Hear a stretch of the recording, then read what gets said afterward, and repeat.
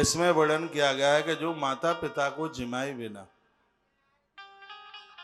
खाता है उस कमाई के लिए धिक्कार है जो खूब कमाता है और जिसका पैसा माता पिता के लिए रोटी नहीं बनता, अन्न नहीं बनता। इसमें वर्णन है कि जिसकी रोटियां माता पिता के लिए नहीं है वो किया जाने वाला भोजन वो विष है। कहा गया वो विष है। वो अनुताप पितृस्तीव्रम विषम दहती आह सुतम, और उस विष के द्वारा बच्चे दग्ध हो जाएंगे, जल जाएंगे। वो विष है, वो जहर है, पॉइजन है। वो अन्न की शुद्धि तब है भैया, यह अन्न माता पिता के लिए, गुरुजनों के लिए, गौ माता के लिए और अतिथि के लिए निकले, तब ही इसकी शुद्धि है।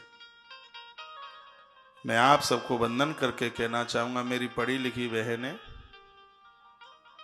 जीन्स वाली जीजी, जीन्स वाली मेरी बहनें, जीन्स वाली मेरी बहनें, जीन्स वाली बहनें, हाँ जीन्स वाली मेरी बहनें, साल में कम से कम एक बार अपने पति को अपने संग ले जाकर के, अपने वह वृद्ध जो कहीं गांवों में हैं, छोटे शहरों में हैं,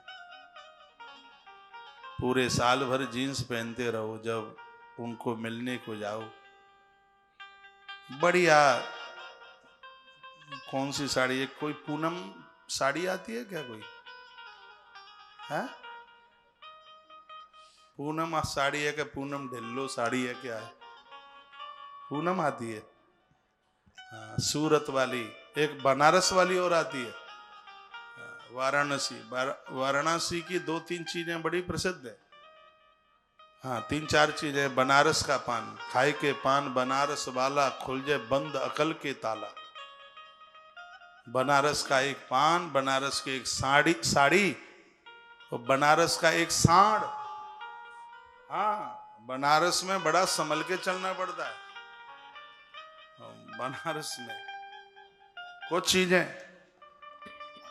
तो जब आप जाएं अपने सासू ससुर के पास, कुछ दिन उनके पास रह के आइए, ऐसे जाइए जैसे 4 धाम की यात्रा के लिए जा रहे हैं, कुछ सेवा कीजिए उनकी। कंप्यूटर पर जितने हाथ तुम्हारे चलते हैं, 8 दिन तवे के ऊपर आपके हाथ चले, इतना बढ़िया बढ़िया जिमा करके उन्हें आओ, और ऐसी बैठी चार्ज होगी, फिर तुम्हारा साल बहुत आनंद में निकलेगा, वर्ष आनंद में निकलेगा। है सिर के ऊपर पल्लू हो, बढ़िया भारतीय जो पोशाक है जिसको मेरी सीता माई पहनती थी, पार्वती माँ पहनती थी, ऐसा वस्त्र पहन करके माताओं का जब पूरा बदन ढका हुआ होता है, बहुत अच्छी लगती हैं। तस्वीर खींचने के लायक इतनी बढ़िया लगती हैं, लगता है कि मेरा जन्म इस माँ की कोख से हुआ है, ये मुझे जन्म देने वाली माँ से बढ़कर के मेरी माँ है, ऐसा लगता है। और जब वो ऐसे घटिया और क्या बोले तो ऐसा लगता है कि अपनी आंखों को क्यों ना फोड़ दें सूला डाल करके।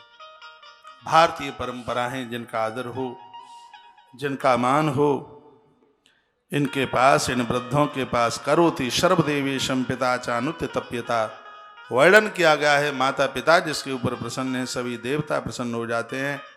और अनुताप प्रतिष्ठिब्रम विषम देहति आसुतम, माता पिता दुखी हैं तो किया गया भोजन विष का रूप धारण करके जला करके राख कर देगा।